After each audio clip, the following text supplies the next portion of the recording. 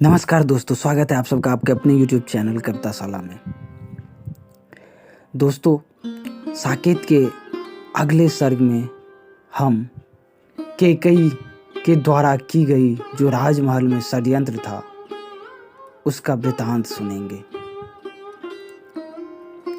उस षड्यंत्र को सुनेंगे जिसे रचकर महारानी कैकेयी ने भगवान राम को 14 वर्ष का वनवास दिला दिया और अपने पुत्र भरत के लिए राज्य मांग लिया। लेखनी अब किस लिए विलंब, बोल जय भारती जय जगदम्ब। प्रगट जिसका यूं हुआ प्रभात, देख अब तू उस दिन की रात। मैथिली शरण गुप्त जी अपनी लेखनी से कहते हैं कि अब किस चीज का विलंब है। जय भारती का नाम लेके, जय जगदम्बा का नाम लेकर के उस प्रभात की बेला का आरंभ हो चुके हैं जिसका सभी को बेसब्री से इंतजार था, जब भगवान श्री राम का राज्याभिषेक होगा।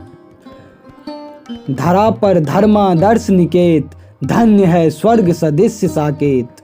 बढ़े क्यों आज न हर्षोद्रेक, राम का कल होगा अभिषेक। साकेत नगरी जो अयोध्या को कहा जाता है उसका तो आज स्वर्ग से भी बढ़कर उपमा है और हर्षोल्लास में पूरी अयोध्या नगरी गूंज रही है।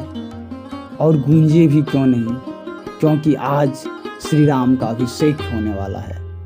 दिशो दिक्पालों के गुण केंद्र, धन्य है दशरथ मही महेंद्र। त्रिवेणी तुल्य रानियां तीन, बहाती सुख प्रवाह नवीन।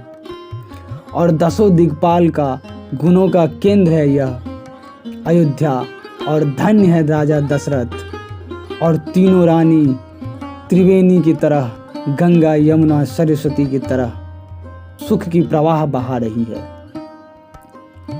मोद का आज न ओर न छोर, आम्रवन सा फूला सब ओर। किंतु हा फला न सुमन क्षेत्र, कीट बन गए मंथरा नेत्र। और आनंद का आज कोई न ओर है न छोर है।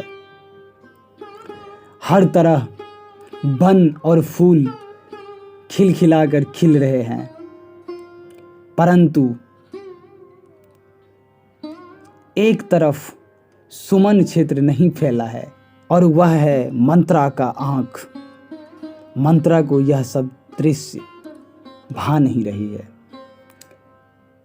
देख कर कैकेयी यह हाल, आप उससे बोली तत्काल।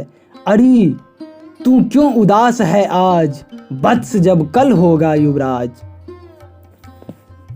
और मंथरा की इस दशा को देखकर महारानी कैकेयी उससे बोल पड़े कि अरे तुमने क्यों इस तरह की हाल बना रखी हो, जब कल मेरे पुत्र राम का राज्याभिषेक होने वाला है, वो युवराज होने वाले हैं।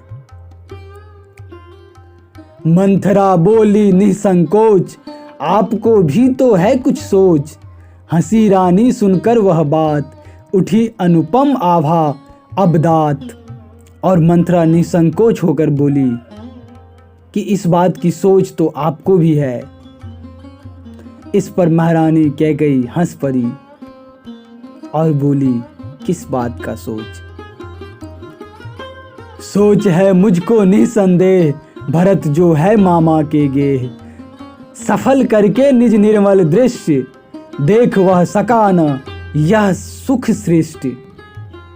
और महारानी कैकेयी बोल रही है कि सोच तो अवश्य है मुझे, निसंदेह सोच है कि आज भरत अपने मामा के देश में है और यह शुभ मुहूर्त वह अपने दृष्टि से नहीं देख पाएगा। इस बात का अफसोस तो मुझे है। ठोक कर अपना क्रूर कपाल, जता कर यही की फूटा भाल। किंकरी ने तब कहा तुरंत, हो गया भोलेपन का अंत। और उसके पश्चात मंथरा ने अपना सर पीटने लगा और सर पीट कर बोली कि महारानी, भोलेपन का भी एक हद होती है। आपका भोलापन तो एक मूर्खता का पर्याय बनते जा रहा है।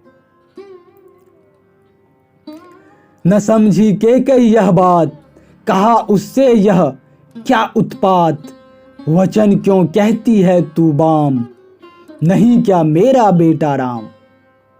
और महारानी बोलती है फिर मंथरा को कि यह कैसा उत्पात बड़ी बातें कह रही हो तुम, और यह किस तरह की वचन बोल रही हो तुम, क्या राम मेरा बेटा नहीं है।